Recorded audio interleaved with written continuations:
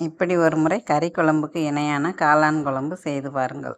இந்த காளான் குழம்பு செய்ய முக்கியமான குறிப்புகள் என்னன்னா, முதலாவது குழம்பு செய்ய ஆரம்பித்தது முதல் இறுதி வரை அடுப்பை மிதமான சூட்டில் வைத்தே சமைக்க வேண்டும். இரண்டாவது, தண்ணீர் ஊற்றி காளானை வேக வைக்காமல் தண்ணீர் தெளித்து தெளித்து தான் வேக வைக்கணும். அப்படி செய்தால் குழம்பு நல்ல ருசியா மணமா இருக்கும். மேலும் இந்த குழம்பு செய்வதற்கு தக்காளியோ தேங்காயோ தேவையில்லை. காளான் வாங்கினோன்னு பார்த்தீங்கன்னா அதுக்கு மேலே கருப்பு தூசியும் லேசாக மண்ணும் இருக்கும். அதனால முதல்ல காளானை ஒரு 5 நிமிஷம் தண்ணியில் ஊற போட்டுறணும். 5 நிமிஷம் கழிச்சு காளானை கழுவி எடுத்துட்டு வேறு பாத்திரத்தில் தண்ணி எடுத்து மறுபடியும் போடணும். இப்போ முதல்ல காளான் இந்த தண்ணியை பாருங்க, கலரே மாதிரி எவ்வளவு அழுக்கா வந்திருக்குன்னு. இப்போ மறுபடியும் காளான்ல உள்ள மேல் பகுதியை நல்லா இப்படி தேய்ச்சி கழுவும் போது காளானுக்கு மேல இருக்கிற தொலியெல்லாம் இப்படி லேசா கலண்டு வரும். அதையும் சேர்த்து நல்லா கழுவி எடுக்கணும். இப்படி தேய்ச்சி கழுவி எடுத்தாலே காளானுக்கு மேல இருக்கும் அழுக்கு வந்து காளான் இப்படி நல்லா வெள்ளையா இருக்கும். எல்லா காளானையும் கழுவி எடுத்த பிறகு 2 இப்படி நறுக்கி வச்சுக்கிறோம்.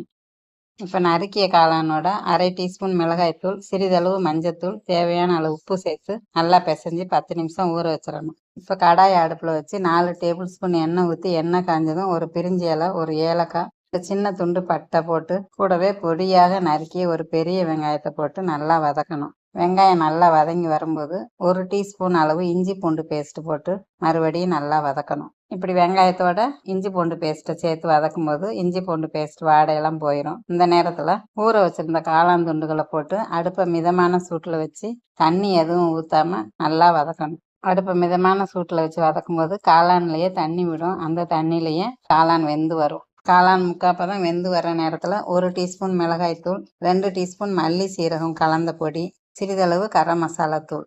கரம் மசாலாத்தூள் வாசம் விரும்பாதவர்கள் தவிர்த்து கொள்ளலாம்.